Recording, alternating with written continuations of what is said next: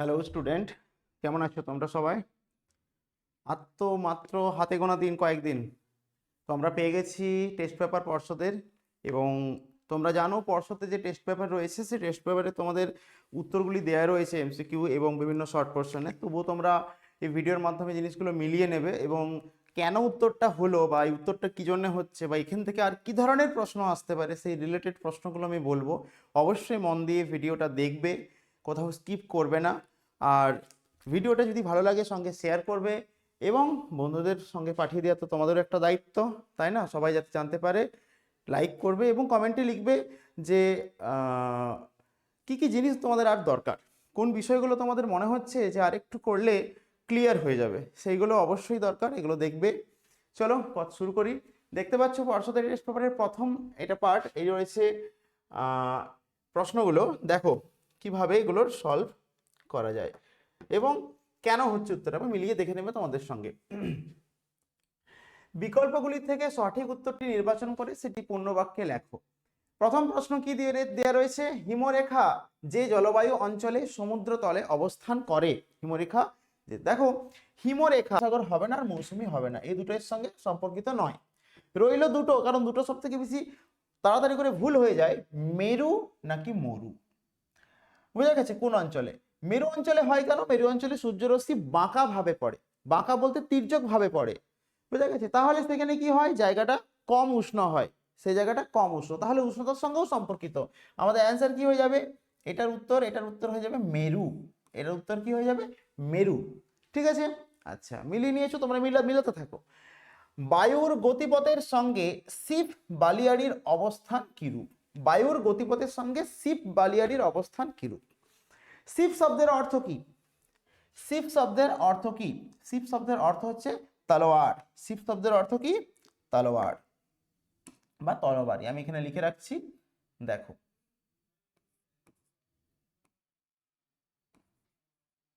Sheep শব্দের অর্থ তলোয়ার।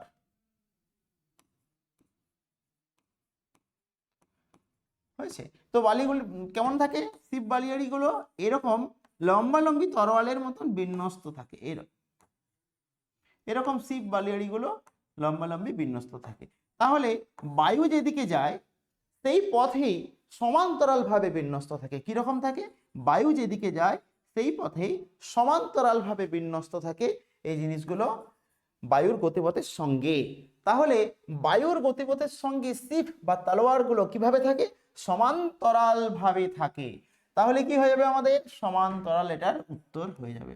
কি উত্তর হয়ে যাবে? সমান্তরাল। বলেছিলাম না এর সঙ্গে রিলেটেড প্রশ্নগুলো আমরা আলোচনা করব। তো সেইগুলো কি? বায়ুর গতিপথের সঙ্গে সমান্তরাল নয়, আড়াআড়ি ভাবে, ঠিক আছে, কোনটা নির্ভর করে? আড়াআড়ি ভাবে কি নির্ভর করে? সেই বালিয়াড়িটা, সেটা কিন্তু সিপ বালিয়াড়ি হবে না। কি হবে না? সিপ বালিয়াড়ি হবে না। কি হবে? সেই যে বালিয়াড়ি অঞ্চলটা, সেই জায়গাটার নাম হবে বারখান বালিয়াড়ি। কি হবে? বারখান, মনে রাখবে। আচ্ছা, পরের প্রশ্নে চলে যাচ্ছি। জারণ প্রক্রিয়ায় শিলায় মরচে পড়ে বায়ুমণ্ডলে যে গ্যাসের উপস্থিতির দ্বারা। জারণ জিনিসটা কি? জারণ জিনিসটা কি? জারণকে ইংরেজিতে কি বলছে? অক্সিডেশন। জারণ মানেই হচ্ছে অক্সিজেন যুক্ত হওয়া, প্রথম কাজ। কিন্তু অক্সিজেন যুক্ত হওয়া ছাড়াও আরো অনেক পদ্ধতি রয়েছে, আমি পরে আসছি। কিন্তু জারণের মূল হচ্ছে কি? অক্সিজেন যুক্ত হওয়া, অক্সিডেশন। তাহলে অক্সিজেন অক্সিডেশন নামটা খুবই কাছাকাছি এবং এটা দ্বারা আমরা মনে রাখবো যে এটার উত্তর হবে অক্সিজেন। কি মনে রাখবো? অক্সিজেন। জারণকে ইংরেজিতে কি বলে? অক্সিডেশন, কারণ অক্সিজেনের জন্য হয়। তাহলে এই প্রশ্নটাই তো এখানে দিয়েছে, অক্সিজেনের জন্য হয়েছে। আচ্ছা, কোনো যৌগ থেকে যদি হাইড্রোজেন বেরিয়ে যায় তাকেও আমরা কি বলবো? জারণ বলতে পারি। তো এখানে সেটা না, এখানে শিলাই বলেছে, শিলাই মরচে পড়া হচ্ছে অক্সিজেন যুক্ত হওয়া। ক্লিয়ার? পরেরটাই। নিরক্ষীয় জলবায়ু অঞ্চলে সারা বছর বৃষ্টিপাতের জন্য পরিচলন বৃষ্টিপাত ছাড়া অন্য যে পদ্ধতি কার্যকর হয়ে থাকে। হ্যাঁ, সারা বছর বৃষ্টিপাত, পরিচলন বৃষ্টিপাত হয়। তোমাদের বলেছিলাম যে ঠিক 3:30 থেকে 4টে নাগাদ একটা বৃষ্টিপাত হয়, 4 o'clock রেন বলা হয়, সেটা হচ্ছে আমাদের পরিচলন বৃষ্টিপাত। কিন্তু নিরক্ষীয় জলবায়ু অঞ্চলে এই জিনিসটা হয় কি? দু ধরনের বায়ু কিন্তু পরস্পরে মিলিত হয়, ঠিক আছে? আন্তঃক্রান্তীয় মিলন অঞ্চল বলা হয় এটা নিরক্ষীয় অঞ্চল। এই নিরক্ষীয় অঞ্চল থেকে বিভিন্ন ধরনের বায়ু একটা নির্দিষ্ট দিক থেকে এসে এভাবে মিলিত হয় এবারে এই দুটো বায়ু যখন পরস্পর মিলিত হয়, মিলিত হওয়ার পর ধীরে ধীরে সেগুলো কোন দিকে উঠতে থাকে বলো তো? ওপর দিকে উঠতে থাকে। ওপর দিকে উঠতে থাকে মানে কি? উল্লম্বভাবে উঠতে থাকে। এর ফলে না বায়ুর কোনো অনুভূমিক অর্থাৎ ভূমির সমান্তরালে বায়ু প্রবাহ লক্ষ্য করা যায় না। আর এর জন্য না এই অঞ্চলটা পার্টিকুলার নিরক্ষীয় যে রেখা, সেই রেখার উপরের অঞ্চলগুলোতে বায়ুর কিন্তু এভাবে সমান্তরাল যে প্রভাব সেটা লক্ষ্য করা যায় না। তো জায়গাটাকে অনেক সময় ডোল ড্রাম বলে, অর্থাৎ বায়ুর একটা শান্ত ভাব বিরাজ থাকে। তো এত কিছু বললাম, উত্তরটা কি হবে? উত্তর পূর্ব আয়নবায়ু এবং এই যে উত্তর পূর্ব আয়নবায়ু ও দক্ষিণ পূর্ব আয়নবায়ুর মিলন অঞ্চল, এটা হয়ে যাবে আমাদের অ্যান্সার। আটাকামা মরুভূমি সৃষ্টিতে প্রভাব বিস্তার করেছে এমন সমুদ্র স্রোত কোনটি? আটাকামা। তোমরা এই যে কখন মরুভূমি সৃষ্টি হতে পারে এই জিনিসটা ভালো করে দেখো। একটা মরুভূমি, তার সঙ্গে তার পাশ দিয়ে বয়ে চলা, ধরো আমি দক্ষিণ আমেরিকাটা আঁকছি একদম রাফ ভাবে, এটা আমাদের দক্ষিণ আমেরিকা।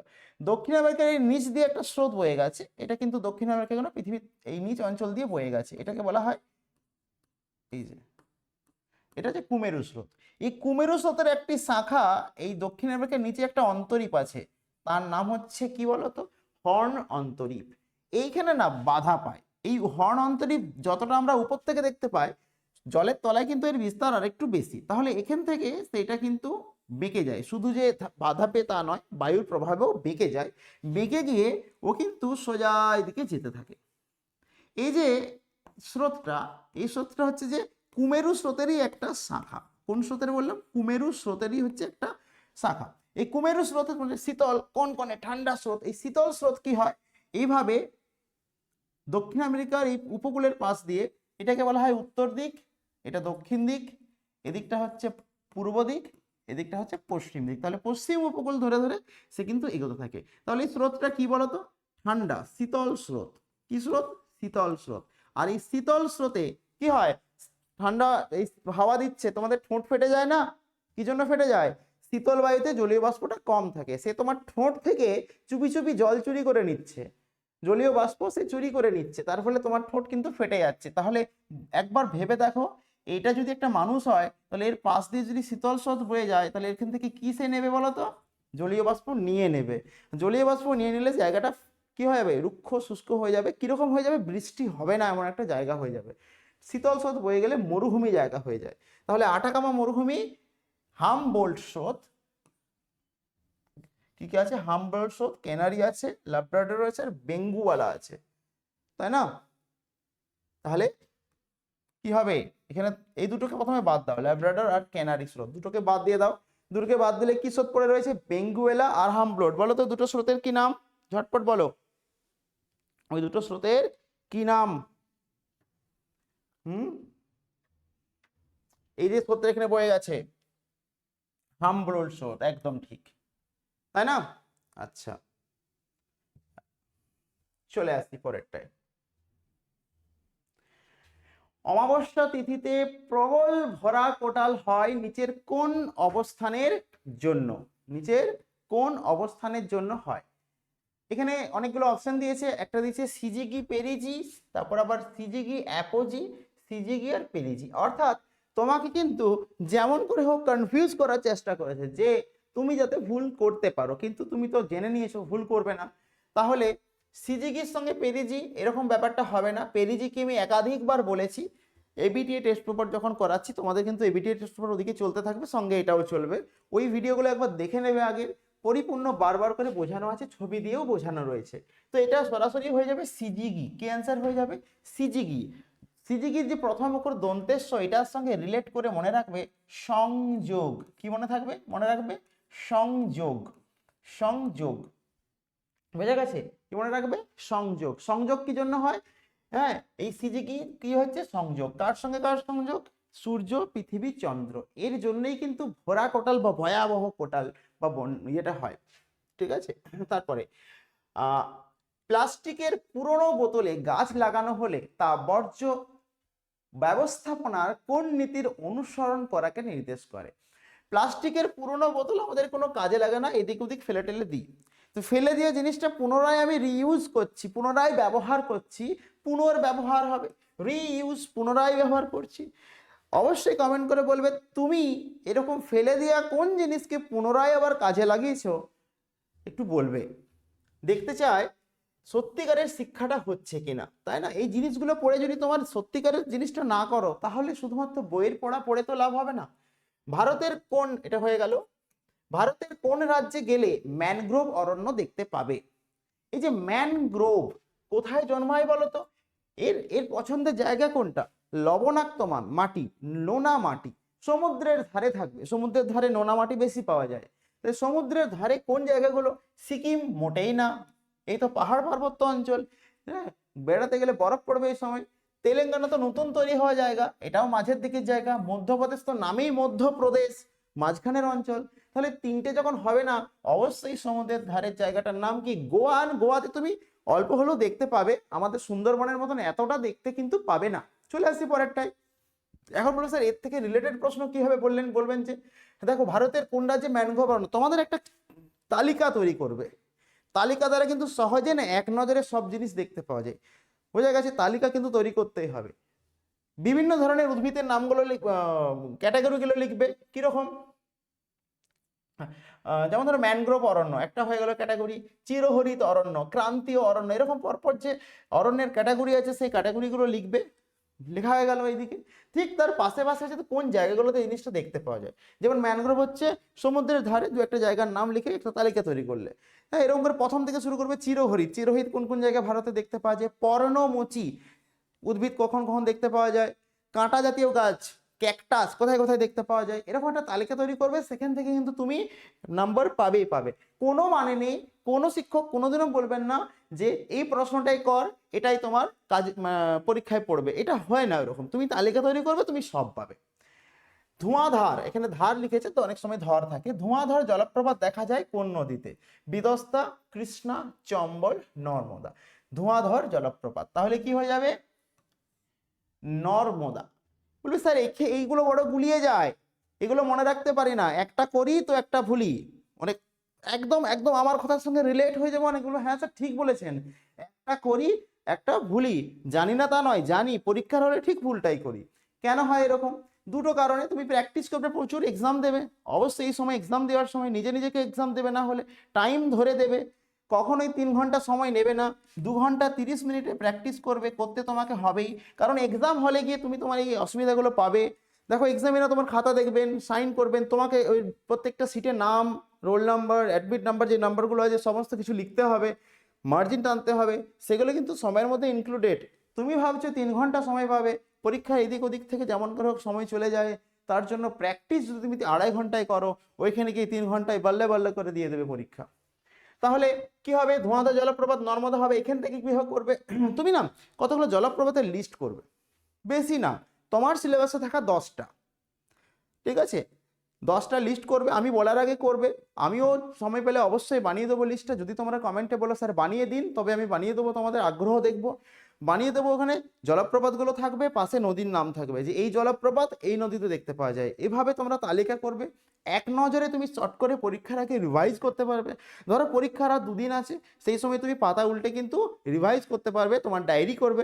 আরেকটা অবশ্যই জিনিস করবে, যেটা এই প্রশ্নটার পর বলছি, শুনতে থাকো। উত্তরপ্রদেশের লখনৌতে কোন শস্যের জাতীয় গবেষণাগার অবস্থিত? এই যে এই জাতীয় গবেষণাগার শুনে তোমাদের মনে প্রশ্ন জেগেছে, স্যার বলেছিলেন ছক করতে, আমি করে নিয়েছি। অবশ্যই লখনৌতে অবস্থিত আখ, ইক্ষু আখ, এটা তো ছক করবে। কোনটি তথ্য প্রযুক্তি শিল্পের সঙ্গে সম্পর্কিত নয়? কোনটি তথ্য প্রযুক্তি শিল্পের সঙ্গে সম্পর্কিত নয়? এর আগে যে বলেছিলাম না বলবো একটা জিনিস, দেখো কি করে করবে। তুমি তো টেস্ট পেপার প্র্যাকটিস করছো, তুমি করছো, রাম করছে, শ্যাম করছে, সুমনা করছে, তাই না, অনুপমা করছে, সবাই করছে। আমি জানি না কার নামের সঙ্গে মিলে গেল, আমি একটা র্যান্ডামলি নাম বললাম, প্রত্যেকে করছে, কিন্তু হচ্ছে এটা কি? ঠিকঠাক প্রপার ওয়েতে হচ্ছে না। তুমি করছো করছো, দাগ দিয়ে যাচ্ছ। অনেক স্টুডেন্ট মনে করে যে টেস্ট পেপারগুলোর দাগ দিয়ে গেলে, করে করে গেলেই কিন্তু হয়ে গেল। তোমাকে কেউ কোনোদিন দায়িত্ব দেয়নি এভাবে যে তুমি টেস্ট পেপারটাকে দাগিয়ে দাও, তাহলেই তোমার পড়া হয়ে গেল। আরে বাবা, সঙ্গে তুমি ওটা নিয়ে যেতে পারবে না। তুমি সঙ্গে কে যাবে? তোমার মাথা যাবে। তো সেখানে ঢুকবে কি করে? না সেখানে ঢুকবে কি করে? তুমি যে প্রশ্নগুলো পারছো নিজের থেকে দাগ দিতে, আগে পেজটা খুলে তুমি যেগুলো পারছো, তোমার তো এতদিন ধরে পড়েছো, কিছু তো মাথায় আছে, সেগুলো তুমি মাথায় দাগিয়ে নাও।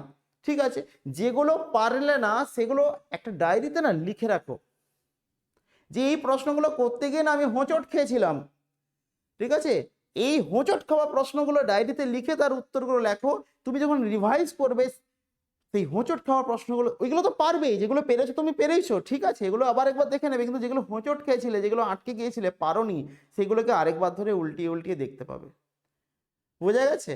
এই জিনিসটা থাকে। আর তালিকা অবশ্যই করবে। তালিকা হচ্ছে এক নজরে চট করে দেখা যায় যে জিনিস, তার নাম হচ্ছে তালিকা। তখন কিন্তু তুমি খুঁজে পাবে না। আর এটা অবশ্যই দরকারের সময় জিনিস খুঁজে পাওয়া যায় না। কি রিলেট করতে পারছো তো? দরকারের সময় জিনিস খুঁজে পাওয়া যায় না। হ্যাঁ, বুঝেছি। কোনটি তথ্য প্রযুক্তি শিল্পের সঙ্গে সম্পর্কিত নয়? আউটসোর্সিং, ই কমার্স, ইন্টারনেট, পণ্য সূচক। এইটা আমাদের অ্যান্সার হয়ে যাবে, কারণ আউটসোর্সিং মানে হচ্ছে বাইরে থেকে কাজ করে নেওয়ার একটা ধান্দা বলতে পারো, সেটা হচ্ছে আউটসোর্সিং। ই কমার্স হবে না, ইন্টারনেট, এগুলো সবই শিল্পের সঙ্গে সংযুক্ত। ঠিক আছে, সম্পর্কিত তথ্য প্রযুক্তির সঙ্গে, ডেটার সঙ্গে। পণ্যসূচক কি? পণ্যসূচক হচ্ছে শিল্পের সঙ্গে সম্পর্কিত, কিন্তু তথ্য প্রযুক্তি শিল্পের সঙ্গে সম্পর্কিত নয়। পণ্যসূচকটা হচ্ছে আমি কত পরিমাণ কাঁচামাল নিলাম, কাঁচামালের ওজনটা। কাঁচামাল কোনগুলো? যেগুলো দিয়ে আমি জিনিস তৈরি করব, তাই না? যেমন বস্ত্রশিল্প, জামা কাপড় হবে, তার কাঁচামাল কি? কার্পাস হবে। তাহলে কত পরিমাণ আমি কার্পাসটা নিলাম, আর আমার যে জিনিসটা তৈরি হলো, অর্থাৎ আমি জামা টামা তৈরি করলাম, সেইটা আমার কত ওজন হলো? কাঁচামালের ওজন, তুলোর ওজন মনে করো, আর যে জিনিসটা তৈরি করলাম জামা প্যান্টের ওজন, তার ওজন। এই দুটোর যে ভাগ করব, ভাগ করলে বা অনুপাত করলে যেটা পাবো তাকে বলা হয় পণ্য সূচক। এইটা দেখে ব্যবসার মানে দিক নির্ধারণ করা হয় যে ব্যবসাটা উন্নতির দিকে যাচ্ছে না ডুবে যাচ্ছে। তো সেটি হচ্ছে আমাদের পণ্য সূচক। ক্লিয়ার? পরেরটাই আসছি। আদমশুমারি অনুযায়ী, এই যে আদম, এটা একটা মানে আছে। ও, সুমারি শব্দের অর্থ গণনা, আদম শব্দের অর্থ কি? এটাই তো দিয়েছে।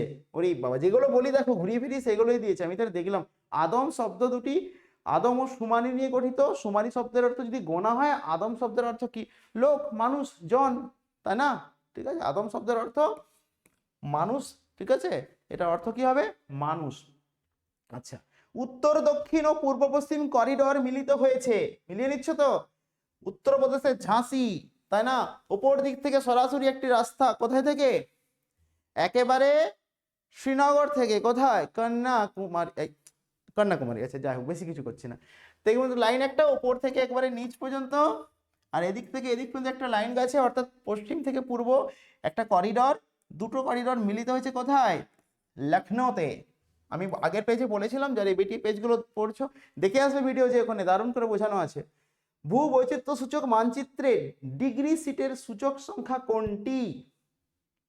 ডিগ্রি সিটের সূচক সংখ্যা, যেখানে ভূ বৈচিত্র্য সূচক থাকে তার উপর দিকে না, ডান দিকের উপরে নাম্বার লেখা থাকে, কোন সূচক সংখ্যা কি দিয়ে বোঝানো হয়? 73। এগুলো এগুলো হবে না, সূচক সংখ্যা এটা সি। এবার বিভাগ ক্ষয়ে আসবো, ভালো করে বিভাগ ক্ষয়ের প্রশ্নগুলো দেখে নাও। নিম্নলিখিত বাক্যগুলি শুদ্ধ হলে সু, অশুদ্ধ হলে অ। আমি তোমাদের বলেছিলাম রাইট, ক্রস, সত্য, মিথ্যা কিচ্ছু লিখবে না, যেমন বলেছে তোমাকে তেমন তুমি করবে। সু লিখতে বলে সু লিখবে, অ লিখতে বলে অ। তোমাকে ফাঁকামো করার দরকার নেই। পার্বত্য অঞ্চলে বৃষ্টিপাত বেশি হলে নদী বেশি ক্ষয় করে। তোমাদের বুদ্ধিতে কি হয়? বৃষ্টি বেশি হলে নদী ক্ষয় করে? হ্যাঁ, বৃষ্টি হলেই নদীর জল বাড়বে, নদীর জল বাড়লেই ঠেলা বাড়বে, আর ঠেলায় কি হয়? ক্ষয় বেশি করে। তাহলে এটা সত্য। তার মানে আমরা এখানে সত্য হলো সু লিখতে বলেছি, তার জন্য সু লিখে দেবো। আর তোমাদের বোঝার সুবিধার জন্য একটু রাইটও দিয়ে রাখি, অর্থাৎ এটা রাইট হয়েছে। বাঘশুণ্ড পাতলা বরফে ঢাকা থাকায় অভিযাত্রীদের জন্য বিপদ। জিনিসটা কি? বাঘশুণ্ড জিনিসটা কি? চলো দেখা যাক। এরকম একটা ভূমির রয়েছে, বোঝা গেছে? আর এরকম এই জায়গাটা বরফে ঢাকা আছে, এই জায়গাটা গোটাটাই বরফে ঢাকা। এবার এই এত গভীর ফাঁক রয়েছে, ফাটল রয়েছে, তার উপরে হালকা করে একটুখানি বরফে এরকম ঢাকা থাকে, এত গভীর। বোঝা গেছে? এবার সেই বরফের উপর দিয়ে যদি তুমি, না তুমি কেন যাবে, এক্স যায়, ঠিক আছে, তাহলে সেই এক্স এর একবারে, হ্যাঁ শেষ, এক্স শেষ হয়ে যাবে। তাহলে কি হবে? অবশ্যই বিপজ্জনক অভিযাত্রীদের জন্য। এটা আমাদের অ্যান্সার হয়ে যাবে। ঠিক বলেছে শিউ। বায়ুমণ্ডলের কার্বন ডাই অক্সাইড ও ওজোন গ্যাস ধ্বংসের জন্য প্রধান দায়ী। বায়ুমণ্ডলে যে CO2 গ্যাস রয়েছে, কার্বন ডাই অক্সাইড গ্যাস, সেটি নাকি ওজোন যে গ্যাস বা ওজোন স্তর রয়েছে সেটাকে ক্ষতি করে না, ক্ষতি করে না, সেটা greenhouse gas. Carbon die oxide হচ্ছে গ্রিনহাউস গ্যাস, অবশ্যই গ্রিনহাউস গ্যাস, কিন্তু ওজোন স্তরের ক্ষতি করে না। এটা CFC হলে আমি রাইট দিতাম, কিন্তু এটা ভুল লেখা রয়েছে, তাহলে অশুদ্ধের জন্য লিখতে হবে। আচ্ছা, থর মরুভূমি সৃষ্টির প্রধান কারণ বিন্ধ্য পর্বতের অবস্থান। না, বিন্ধ্য পর্বত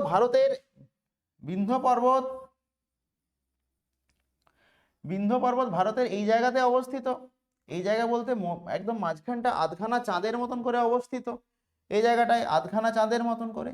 তো মরুভূমি, আমাদের থর মরুভূমি হচ্ছে এই জায়গাটায় থর মরুভূমি। এই জায়গাটায় থর মরুভূমি, তার আগে মরুভূমি শুরুর আগেতে ওই জায়গাতে কি আছে, একটা পর্বত রয়েছে, আরাবল্লী পর্বত, বোঝা গেছে? তো সেই আরাবল্লী পর্বতের কি হয়, ওটা একটু নিচু পর্বত, ওর জন্য জলীয় বাষ্প এদিক থেকে যখন যায়, এদিকে কি রয়েছে, আরব সাগর থেকে যখন জলীয় বাষ্পূর্ণ বাতাস যায় না, ওইখানে আরাবল্লী পর্বত, গেড্ডু পর্বত তো ক্ষয়াত পর্বত, ওখানে বাধা দিতে পারে না, ওই জন্য উড়ে চলে যায় একবারে এই দিকে। তো এই জায়গাতে বৃষ্টিপাত হয় না। তাহলে যদি আমি দায়ী বলি, তাকে দায়ী করতে হবে কি, আরাবল্লী পর্বত। তাহলে এটাও ভুল রয়েছে, অশুদ্ধ। ঠিক আছে। ভারতের দাক্ষিণাত্য মালভূমিতে ব্যাসল্ট শিলা থেকে রেগুত তৈরি হয়েছে, যা তুলা চাষের জন্য অত্যন্ত গুরুত্বপূর্ণ। তুলো চাষ কিন্তু এই ব্যাসল্ট শিলায় খুব ভালো হয়, এর জন্য এটাকে কৃষ্ণ কার্পাস মৃত্তিকা বলে। কি বলে? কৃষ্ণ কার্পাস মৃত্তিকা নামের সঙ্গেই জড়িত। অবশ্যই এটা সত্য কথা, এটা হচ্ছে যে শুদ্ধ কথা, তার জন্য এখানে লিখে দিলাম। কৃষ্ণ কার্পাস মৃত্তিকা কোথায়? একই রকম একটা ভারতের ছবি এখানে একটু দেখিয়ে দিচ্ছি, ছবি তো আঁকাই আছে। এই জায়গাটা করে পুরো লাভায় ঢাকা পড়ে, লাভার চাদরে পুরো ঢাকা পড়ে গেছিল, জায়গাটা ঢাকা পড়েছিল, তার জন্য এই জায়গাতে কৃষ্ণ মৃত্তিকা অঞ্চল গড়ে উঠেছে। আর এখানে তুলো চাষ ভালো হয় এখানে দাক্ষিণাত্য অঞ্চলে, সঙ্গে কিন্তু ওই গুজরাটের কিছুটা, আর এই জায়গাটা করে মৃত্তিকাটা দেখা যায় মুম্বাইয়ের পুরোটা। ওই জায়গায় প্রচুর কাপড়ের কল গড়ে উঠেছে, তাই গুজরাটের আহমেদাবাদকে এখান থেকে টুক করে তুলে নিয়ে যায়, ওখানে গিয়ে জামা টামা করে নেয় আর কি, তার জন্য ওকে ম্যানচেস্টার বলে, ভারতের ম্যানচেস্টার। ভারতের মতো উন্নয়নশীল দেশে, নেক্সট কোশ্চেন, ভারতের মতো উন্নয়নশীল দেশে অধিকাংশ মানুষ গ্রাম থেকে শহরে চলে যায়। আমাদের গ্রামাঞ্চল থেকে শহরে চলে যাওয়ার একটা প্রবণতা রয়েছে। এই গ্রাম থেকে শহরে চলে যাওয়াটাকে কি বলে বলো তো? গ্রাম থেকে শহরে চলে যাওয়াটাকে কি বলে? কি বলে? মাইগ্রেশন, অভিবাসন, চলে যায় এক জায়গায়, এটা হচ্ছে যে গ্রাম থেকে চলে যায়। ফলত শহরাঞ্চলে নানান সমস্যা তৈরি হয়। হ্যাঁ, অলরেডি একটা জায়গাতে রয়েছে মানুষজন, সেখানে অন্য জায়গা থেকে যদি গিয়ে আরো মানুষ জুটে যায়, তো ওখানে যানজট থেকে শুরু করে বিভিন্ন ধরনের একটা সমস্যা হয়। একদম ঠিক বলেছে, এটা শুদ্ধ, এটা হচ্ছে শুদ্ধ। উপগ্রহ চিত্রে ভূপৃষ্ঠের বিভিন্ন উপাদানকে সবসময় তার নিজস্ব রঙের সাহায্যে প্রকাশ করা হয়, মোটেই না, মোটেই না, মোটেই না। উপগ্রহ চিত্রে এটা ভুল দেওয়া আছে, ফলস কালার বা ছদ্ম কালার, ফলস কালার এটা ভুল দেওয়া রয়েছে, অশুদ্ধ, বা ছদ্ম রং ব্যবহার করা হয়। এইটার একটা তালিকা তোমাদেরকে দিয়েছিলাম কি না, আমি উপগ্রহ চিত্রের তালিকা দিয়েছিলাম, ওখান থেকেও ভিডিওটা দেখে আসবে, উপগ্রহ চিত্রের তালিকা, আর একবার ভিডিওটা দেখে আসবে, দুটো আছে। আর হচ্ছে যে ভূবৈচিত্র্য মানচিত্রের তালিকা দুটো দিয়েছিলাম, আরেকবার দিয়ে দেবো এখানে, তোমরা কমেন্টে জানাবে যদি তোমাদের দরকার লাগে। ফলস কালারের যে তালিকা কোন রঙের কি হয়, এক নজরে একদম পুরো দেখলেই পুরোটা, বারবার বলছি তালিকা তৈরি করবে। এই সময় তালিকা করে পড়ার সময় তালিকা না করলে কিন্তু তুমি শেষ, মনে থাকে যেন, একদিকে পড়বে আরেকদিকে ভুলে যাবে, লাস্টে গিয়ে তোমার শেষ পাতাটি মনে থাকবে, প্রথম দিকে কিচ্ছু নেই মাথায়, পরীক্ষায় গিয়ে চোখের জল, প্রশ্নপত্র ভিজে একদম শেষ, ঠিক আছে, রুমাল দেওয়ার কেউ থাকবে না। তাই এইসব ঘটনা যদি না ঘটে, ঘটাতে চাও, অবশ্যই যেগুলো বলছি সেগুলো শুনবে, তারপরে গিয়ে তোমাদের যখন নাম্বার উঠবে তখন কলগেট স্মাইলটা দিতে পারবে। উপযুক্ত শব্দ বসিয়ে শূন্যস্থান পূরণ করো যে কোনো 6টি, আমরা 6টি করবো না, 7টাই করে দেখাবো। আচ্ছা, বছরের নির্দিষ্ট সময়ে ভূপৃষ্ঠের সমান বায়ুচাপযুক্ত স্থানগুলিকে যে কাল্পনিক রেখার সাহায্যে যোগ করা হয় তার নাম কি? সমান বায়ুচাপযুক্ত, এখানে একটা, এই দেখো এখানে একটা পয়েন্ট রইলো, এখানে একটা পয়েন্ট, এভাবে রেখা দিয়ে যেগুলোকে যুক্ত করব, সমান চাপ, দেখো প্রশ্নতেই উত্তর বলা রয়েছে সমান চাপ, সমানটার জন্য দুঃখিত, সমচাপ, ঠিক আছে, বা আইসোপ্রেস রেখা বলা হয়। বাংলায় সমচাপও লিখতে পারো, কোনো চাপ নেই, আমি ইংরেজি দেখিয়ে কোনো দরকার নেই। সমচাপ লিখবে বা লিখবে আইসোপ্রেস। 30 ডিগ্রি উষ্ণতায় বায়ুর জলীয় বাষ্প ধারণ ক্ষমতা 24 গ্রাম। তাহলে 30 ডিগ্রি উষ্ণতায় একটা বায়ু, কিছু পরিমাণ বায়ু 24 গ্রাম জলীয় বাষ্প ধারণ করছে, এবং তার চরম আর্দ্রতা হচ্ছে 24 গ্রাম পার ঘন সেমি। তাহলে আপেক্ষিক আর্দ্রতার পরিমাণ কত? দেখো, আপেক্ষিক আর্দ্রতা 100% হলেই কিন্তু চরম আর্দ্রতা 24 গ্রাম পার সেমি হয়। তাহলে এটা আমাদের হয়ে যাবে 100%। পশ্চিমবঙ্গের ডুয়ার্স অঞ্চলে বৃষ্টিপাত হয় কি পদ্ধতিতে? ডুয়ার্স অঞ্চলে কোন পদ্ধতিতে বৃষ্টিপাত হয়? দেখো, জলীয় বাষ্পপূর্ণ বাতাস, এখানে ধরো এরকম সমুদ্র রয়েছে আর পাশেই হচ্ছে এরকম পর্বত রয়েছে। জলীয় বাষ্পপূর্ণ বাতাস যখন যাচ্ছে হেলে দুলে, এভাবে যাচ্ছে আর কি, আনন্দে গান করতে করতে, তো এখানে গিয়ে বৃষ্টি ঝরিয়ে দিচ্ছে। কেন না এইখানে বাধা পাচ্ছে। এই বাধা যেখানে পায় তাকে বলা হচ্ছে, এই যে এই ঢালগুলোকে মনে রাখবে। অনেক সময় ছেলেমেয়েরা ভুলে যায় যে ঢাল কোন দিকে পেলো, কোন দিকে কি নাম, এগুলো পড়ে। তো যেই ঢালে বাধা পেলো তাকে বলা হয়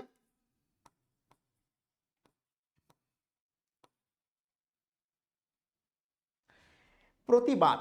কিন্তু মনে রাখবে প্রতিবাদ হিসাবে, বাধা দিচ্ছে, প্রতিবাদ করছে, ঠিক আছে, বাধা দিচ্ছে, এভাবে মনে রাখবে।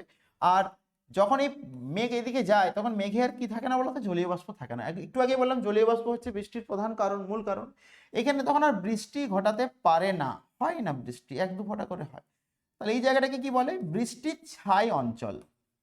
বৃষ্টি ছাই অঞ্চল। কি হয়? বৃষ্টির ছাই, বৃষ্টি হয় না, ফাঁকা জায়গা। তো এরকম একটা বৃষ্টিছায়া অঞ্চলের নাম কি বলতো? শিলং।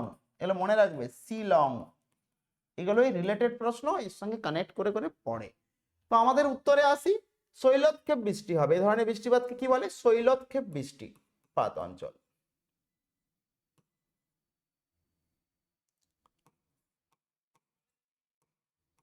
শৈলতক্ষেপ হয়েছে। এ বাবা, কি হলো? নেক্সট কোশ্চেন চলে আসছি, জাপানের পারদযুক্ত তরলের দ্বারা সৃষ্ট রোগ। পারদ দ্বারা আমাদের কি রোগ হয়? তো এটা অবশ্যই, ঠিক আছে, পারদ দ্বারা হয় মিনামাটা। এটা জাপানের একটা শহর মিনামাটা, সেখান থেকে রোগের উৎপত্তি হয়েছিল, তাই রোগটার নামই হচ্ছে মিনামাটা। তোমরা এর সঙ্গে রিলেট করে তালিকা বানাবে। আবার বলছি, তালিকা বানাবে, আমি 100 বার বলে যাব পরীক্ষা না হওয়া পর্যন্ত। কি কতগুলি রোগের নাম এখানে লিখবে। তোমাদের এই দূষণ অধ্যায়ে যে রোগের নামগুলো রয়েছে, মিনামাটা, আর্সেনিক, ঠিক আছে, বিভিন্ন রকমের যে রোগগুলো রয়েছে, ইতাই, আউচ আউচ, এবং তার পাশে তার যৌগগুলোর বা মৌলগুলোর নাম লিখবে, কার জন্য হচ্ছে। এবং সেই সঙ্গে তার পাশে আরেকটা ছক করবে, যেখানে লিখবে জল দূষণ, জল দূষণের জন্য এই রোগ হয়, মৃত্তিকা দূষণ যার জন্য এই রোগ হয়, বায়ু দূষণ এই রোগ হয়। অবশ্যই করবে, কাজে লাগবে। ভারতের জলবায়ুকে নিয়ন্ত্রণ করে ড্যাশ বায়ু? মৌসুমী বায়ু। মৌসুমী বায়ু। কি বায়ু? মৌসুমী বায়ু। এই বায়ুর কিন্তু আগমনের কাল, এবার যাবে কখন কোনো ঠিক নেই, কখন আসবে কখন যাবে কেউ বলতে পারে না। কতটা পরিমাণ জলীয় বাষ্প নিয়ে আসবে আর কি পরিমাণ বৃষ্টিপাত ঘটাবে কেউ জানে না। কখনো প্রচুর বৃষ্টি, বন্যা, কখনো বৃষ্টি নেই, খরা, কোনো ঠিক নেই। ঠিক তোমাদের এমন করে পড়তে বসো, কোনো ঠিক ঠিকানা নাই। মৌসুমী বায়ু এরকমই, নিয়ম করে বসবে। যে নির্দিষ্ট পথ অনুসরণ করে জাহাজগুলি এক দেশের বন্দর থেকে অন্য দেশের বন্দরে যাতায়াত করে তার নাম কি? এখানে না গুলিয়ে যাওয়ার মতন দুটো নাম আছে, বলে দিই। প্রথমে একটা হচ্ছে শিপিং লেন, লিখে দিই, দাঁড়াও। একটা হচ্ছে শিপিং লেন, আরেকটা শিপিং লাইন।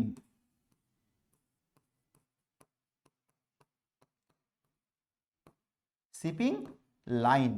এখন সবাই জানে লাইন, তাই না? লাইন ওটাই অ্যান্সার হবে না, ব্যাপারটা না।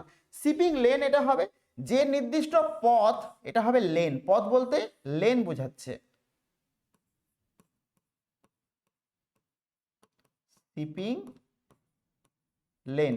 তাহলে এই পথগুলো ধরে, এই যে পথ ধরে জাহাজগুলো যায় আর কি, জাহাজগুলো যায়, সেই পথটাকে বলা হয় শিপিং লেন। তাহলে শিপিং লাইন কি? মাথার মধ্যে প্রশ্ন আসবে, স্যার বলে দিন বলে দিন বলে দিন। শিপিং লাইন কি? না, যে কোম্পানির জাহাজ যায় সেই কোম্পানিগুলোকে শিপিং লাইন বলে। যে কোম্পানির জাহাজটা যায় সেই কোম্পানিগুলোকে কি বলা হয়? Shipping line. তাহলে এখানে লাইনের জায়গায় আমি লিখে দিচ্ছি জাহাজ কোম্পানি, জাহাজ কোম্পানি।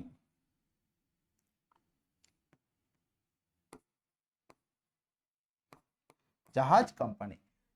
তারপরে ড্যাশ শহরে সর্বপ্রথম ভারতের তৈল রসায়ন শিল্প গড়ে ওঠে। পেট্রোকেমিক্যাল যে শিল্প সেটা কোথায় গড়ে ওঠে? এটা হবে ভারতের প্রথম গড়ে ওঠে ট্রম্বে। কি হবে? ট্রম্বে। আচ্ছা, ট্রম্বে। ট্রম্বে গুরুত্বপূর্ণ ম্যাপ পয়েন্টিং হিসাবেও, আর প্রথম তৈল রসায়ন শিল্প গড়ে ওঠে সেটাও ট্রম্বে। কিন্তু প্রশ্নটা যদি এভাবে পড়ে, ভারতের জায়গায় যদি এখানে পশ্চিমবঙ্গ দিয়ে দেয়, তখন কি ট্রম্বে হবে? না, তখন ট্রম্বে হবে না। পশ্চিমবঙ্গ বললে হবে হলদিয়া, এটাও গুরুত্বপূর্ণ। পশ্চিমবঙ্গ পড়লে কি হবে? হলদিয়া। বলেছিলাম না একটার সঙ্গে একটাকে জুড়ে দেব, এমন করে তোমাদের সামনে উপস্থাপিত করব, দেব না আমি ভুলতে তোমাদেরকে, অত সস্তা দেব না। আর এইগুলোকে দেখলে, ভিডিওগুলো যদি মনোযোগ সহকারে দেখো, লাফিয়ে লাফিয়ে লাফিয়ে লাফিয়ে উচ্চিংড়ের মতন দেখলে হবে না, ঠিক আছে? ঝাঁপালে চলবে না, পরপর দেখো, তোমার কিন্তু পুরোটা মনে থাকবে। একটি বা দুটি শব্দে উত্তর দাও। আমি এখানে একদম ছোট ছোট একটা বা দুটো শব্দে লিখে দেবো, দেখে নেবে। প্রথম প্রশ্ন দিয়েছে, আবহবিকার জাত পদার্থের অভিকর্ষের টানে নিচে নামার পদ্ধতির নাম কি? টানে নিচে নামার পদ্ধতির নাম কি? নিচে নামাকে কি বলে বলো তো? স্খলন বলে। কি বলে? স্খলন। আর আবহবিকারের ফলে কি হয়? পদার্থগুলো, ব্যাপারটা কি আবহবিকার, ব্যাপারটা কি একটুখানি আগে বলি, তারপর আমি ডিটেলস ওখানে উত্তরে যাচ্ছি।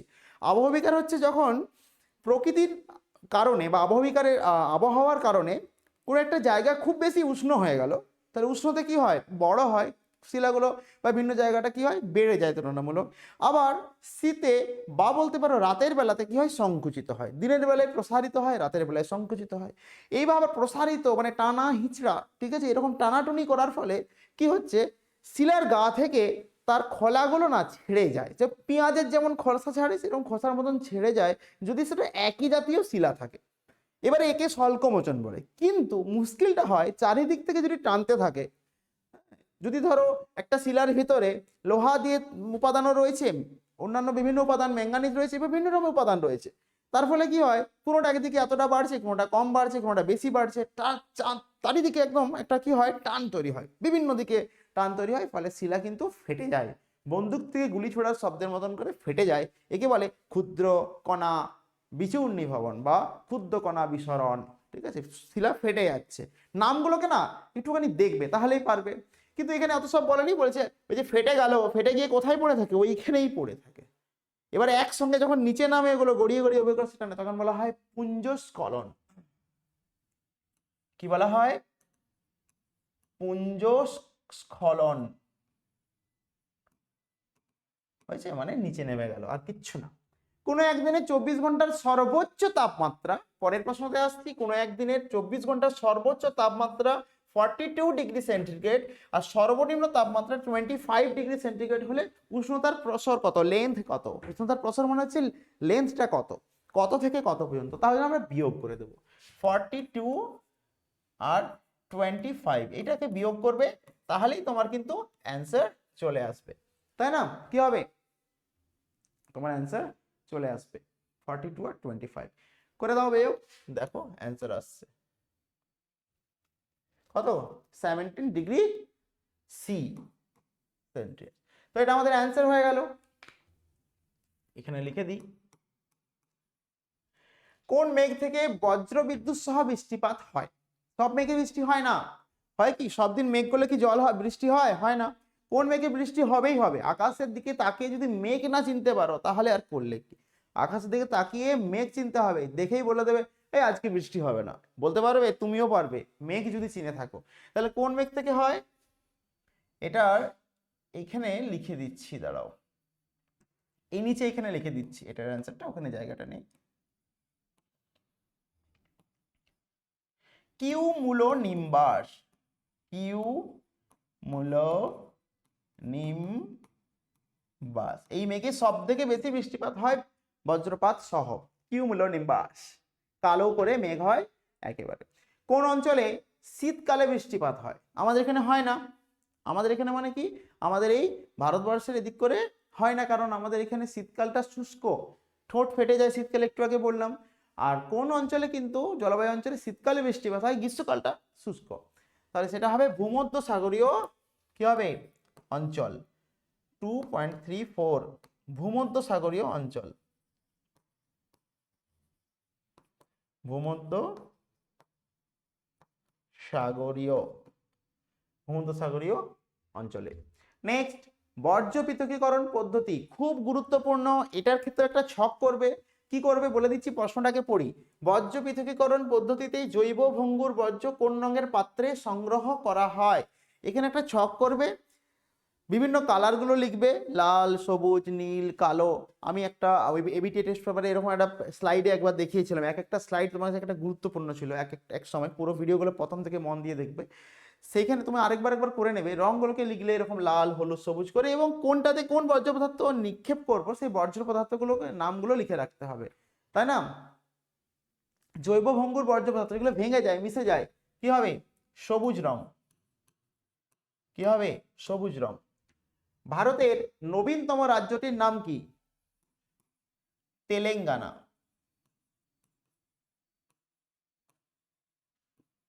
তেলেঙ্গানা।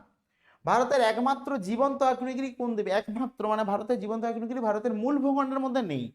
কি হবে? আন্দামান নিকোবরের দুটো দ্বীপ আছে, ঠিক আছে, তার মধ্যে একটাতে জীবন্ত, ওখানে এখন পর্যন্ত লাভা নির্গত হয়। ব্যারেন দ্বীপপুঞ্জের নাম কি? ব্যারেন। দ্বীপপুঞ্জের কি নাম? ব্যারেন। আচ্ছা, আরেকটাও কিন্তু দ্বীপপুঞ্জ রয়েছে, সেটা মনে রাখবে, নারকোন্ডাম। এখানে লিখে রাখি,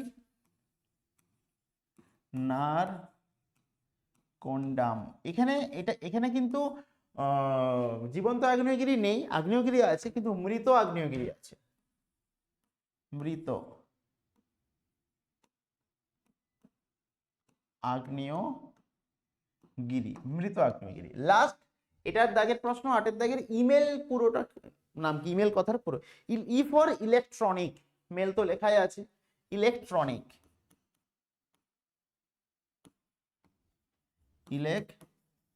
electronic, electronic mail, electronic mail. তো এগুলোর অ্যান্সার এগুলো ছিল। চলে আসছি পরে, বাম দিকের সঙ্গে ডান দিক মিলিয়ে লেখো, খুব সোজা থাকে এগুলো। এখানে তোমাদের কিন্তু পুরো নাম্বারটি কিন্তু তোমাকে নিতেই হবে এখানে। চিনুক, চিনুক কি? একটা উষ্ণ স্রোত, ঠিক আছে, আমি এটাকে এভাবে না দিয়ে পাশে নাম্বার লিখে দিচ্ছি, উষ্ণ স্রোত। তাহলে সেটা কি হবে? আমাদের ওই অঞ্চলের ঠান্ডায় জমে থাকা যে বরফ, সেই বরফগুলোকে গলিয়ে দেয়, তাই বলা হয় তুষার ভক্ষক, এটা হয়ে যাবে চিনুক। তারপরে গ্র্যান্ড ব্যাংক, মগ্ন চড়া। গ্র্যান্ড ব্যাংক হচ্ছে কি? মগ্ন চড়া, এটা 2 নম্বরে। গ্র্যান্ড ব্যাংক মগ্ন চড়া কি জিনিস, এটাও আমি কিন্তু বহুবার এক্সপ্লেন করেছি তোমাদের। মগ্ন হচ্ছে কি? ডুবে থাকা, ঠিক আছে, ছেলেটা প্রেমে মগ্ন আছে মানে ডুবে আছে। তো মগ্ন, চড়া হচ্ছে কি? মাটির তলায়। চড়া হচ্ছে কি যেমন জানো, এই যে সমুদ্রের এই অঞ্চলটা বা নদীর এই ভূমিটা, সেইখানে বালি জমে ডুবে থাকা একটা ছোট দ্বীপে মানে ভূখণ্ড তৈরি হয়, যেটা কিন্তু জলের উপরে আসে না।